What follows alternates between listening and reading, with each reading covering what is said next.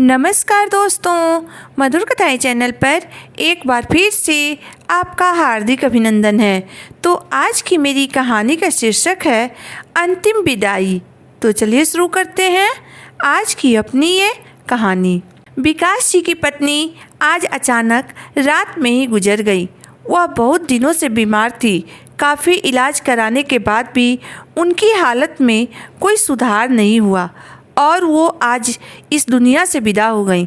विकास जी के घर से रोने धोने की आवाज़ आ रही थी।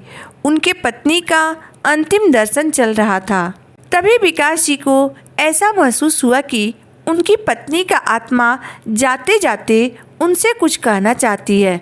उन्हें लगा जैसे उनकी पत्नी कह रही हो, अब मैं जा रही हूँ, अब हम कभी नहीं मिलेंगे, क्योंकि अब मैं इस दुनिया को छोड़कर जा रही हूँ। जिस दिन हमारी शादी हुई थी और हमने फेरे लिए थे, उस दिन हमने एक दूसरे को वचन दिया था कि हम दोनों जीवन भर एक साथ रहेंगे। पर मुझे माफ़ कर दीजिए, आज मुझे अकेले ही जाना पड़ेगा। मुझे यह बिल्कुल पता नहीं था कि जीवन के सफ़र में इतना जल्दी हमारा साथ छूट जाएगा। अपने आंगन में मैं अपना शरीर छोड़कर जा रही हूँ। जाते जाते मुझे बहुत दर्द हो रहा है, लेकिन मैं मजबूर हूँ। मेरा मन नहीं मान रहा है, पर अब मैं कुछ नहीं कर सकती हूँ। अब मुझे आपको छोड़कर जाना ही पड़ेगा। देखिए, बेटा और बहू रो रहे हैं। मैं उन्हें रोते हुए भी नहीं देख सकती हूँ और उन्हें दिलासा भी नहीं दे सकती हूँ। देखिए, मेरा पोता दादी दादी कर रहा है। कृपया आप उसे चुप कराइए। आप उसके तरफ बिल्कुल भी ध्यान नहीं दे रहे हैं। आप उसका ध्यान रखिएगा और हाँ, आप अपना मन भी मजबूत रखिएगा। बिल्कुल भी कमज़ोर मत पड़िएगा। अभी हमारी बेटी अपने ससुराल से आएगी और मेरा मृत शरीर देखकर बहुत रोएगी। आपको उसे भी संभालना है और शांत करना है। जब आप ही कमज़ोर पड़ जाएंगे तो फिर हमारे परिवार का ध्यान कौन रखेगा? जिसका जन्म हुआ है उसकी मृत्यु तो निश्चित है, यह आप भी जानते हैं। जो भी इस दुनिया में आया है उसे एक न एक दिन इस दुनिया को छोड़कर जाना ही है। आप धीरे धीरे मुझे भूल जाइएगा। मुझे हमेशा याद मत करिएगा, क्योंकि मेरी यादें आपको दुख के सिवा और कुछ नहीं दे सकती है। आप अपने काम में लगे रहिएगा और अब आप मेरे बिना जीने की आदत डाल लीजिएगा। आपने इस जीवन में मेरा कहा कभी नहीं माना, परंतु अब जिद छोड़कर सबकी बात मानिएगा और सबके साथ मिलकर रहिएगा। आपको अकेला छोड़कर जाते हुए मुझे बहुत चिंता हो रही है, लेकिन क्या करूं, मैं बहुत मजबूर हूं। अब मुझे जाना ही होगा।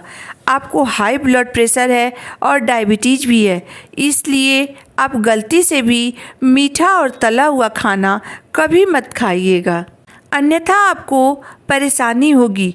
और हाँ, सुबह होते ही दवा लेना मत भूलिएगा। अब आप खुद से ही अपना ध्यान रखिएगा, क्योंकि आपका ध्यान रखने के लिए अब मैं आपके साथ नहीं रहूँगी। अगर आपको चाय थोड़ी देर से भी मिले तो आप बहू पर गुस्सा मत करिएगा। अब मैं आपके साथ नहीं हूँ, यह हमेशा ध्यान रखिएगा। बेटा और बहू आपको कुछ बोले भी तो आप चुपचाप सुन लीजिएगा। कभी उन पर गुस्सा मत करिएगा। हमेशा मुस्कुराते रहिएगा, कभी उदास मत रहिएगा, वरना लोग कहेंगे कि पत्नी की याद में उदास बैठा है। लोग हमारे प्यार को मजाक बना देंगे। आप अपने पोते के साथ खेलिएगा, अपने दोस्तों के साथ समय बिताइएगा और हाँ, थोड़ा धार्मिक कार्य भी करते रहिएगा, क्योंकि जीवन का कोई ठिकाना नहीं है, कब ऊपर वाले का बुलावा आ जाए। अगर आपको मेरी याद आए तो चुपचाप किसी कोने में जाकर रो लीजिएगा, परंतु कमज़ोर तो बिल्कुल भी मत पड़िएगा। मेरा रुमाल कहाँ है, मेरी चाबी कहाँ है, अब ऐसे मत चिल्लाइएगा।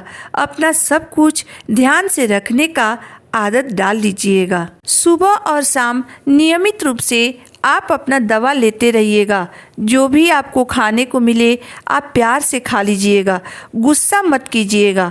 मैं जानती हूँ मेरी अनुपस्थिति आपको बहुत खलेगी, परंतु आप इसे किसी के सामने प्रकट मत होने दीजिएगा।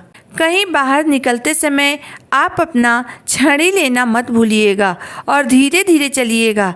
यदि बुढ़ापे में बीमार हो गए और बिस्तर पर लेट गए तो कोई भी आपका सेवा करना नहीं चाहेगा। रात में सोने जाने से पहले अपने पास एक बोतल पानी ज़रूर रख लीजिएगा। रात को अगर प्यास लगे तो पी लीजिएगा। अगर आपको रात में उठना पड़े तो जरा संभल के उठिएगा। अंधेरे में कहीं चोट न लगे, इसका ध्यान रखिएगा। शादी के बाद हम दोनों बहुत प्यार से एक दूसरे के साथ रहे, परिवार में फूल जैसे बच्चे दिए, परंतु अब उस फूलों की सुगंध मुझे नहीं मिलेगी। परंतु आप उन फूलों की सुगंध हमेशा लेते रहिएगा। उठिए, सुबह हो गया। अब आपको ऐसा कहने वाला कोई नहीं होगा। अब आप अपने आप उठने की आदत डाल लीजिएगा। किसी का इंतज़ार मत कीजिएगा। और हाँ, मुझे माफ़ करिएगा, मैंने आज तक आपसे एक बात छुपाई थी। अपने घर के बाजू वाले पोस्ट ऑफिस में आपको बिना बताए मैंने बचत खाते में 15 लाख रुपए जमा किए हैं। इसमें से 5 लाख रुपए बहू को, 5 लाख रुपए बेटी को और 5 लाख रुपए आप खुद अपने पास रख लीजिएगा। इन रुपयों को आप अपने दान पुण्य के काम में लगाइएगा। चलिए, अब मैं आपसे आखिरी विदाई लेती हूँ। अब मुझे प्यार से और खुशी से आखिरी बार विदा करिए, क्योंकि अब हम कभी नहीं मिलेंगे। अगर मुझसे कोई गलती हुई हो तो मुझे माफ़ करिएगा।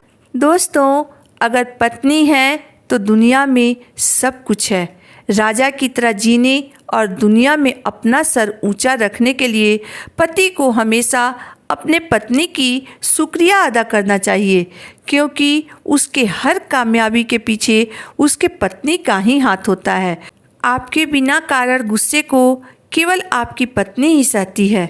वह आपके हर दुख सुख में कंधे से कंधा मिलाकर आपके साथ खड़ी रहती है।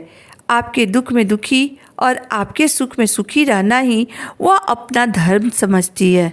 आप रविवार को देर तक बिस्तर पर सोते रहते हैं, लेकिन उसके लिए कोई रविवार या कोई तीज त्यौहार की छुट्टी नहीं होती है।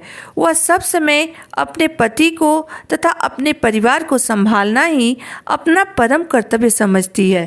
फिर भी आप उसे ताना मारने से नहीं चूकते हैं कि तुम्हें अकल कब आएगी, यह काम ठीक से नहीं किया, वह काम तुम भूल गई, मैं तुम्हारे भूलने की आदत से परेशान हो गया हूँ। और वह आपकी हर ताने को हंसकर सुनती रहती है। परंतु आप भूल जाते हैं कि आज अगर आप समाज में सम्मान पा रहे हैं तो उसके पीछे भी आपकी पत्नी का ही हाथ है, वरना दुनिया में आपको कोई नहीं पूछता। दोस्तों, जिस तरह पति के बिना पत्नी का ज़िंदगी अधूरी है, उसी तरह पत्नी के बिना भी पति की ज़िंदगी बिल्कुल अधूरी होती है। पूरे परिवार के साथ होते हुए भी वह अपने आप को हमेशा अकेला महसूस करता है। तो कैसी लगी मेरी आज की कहानी, आप मुझे ज़रूर बताइएगा।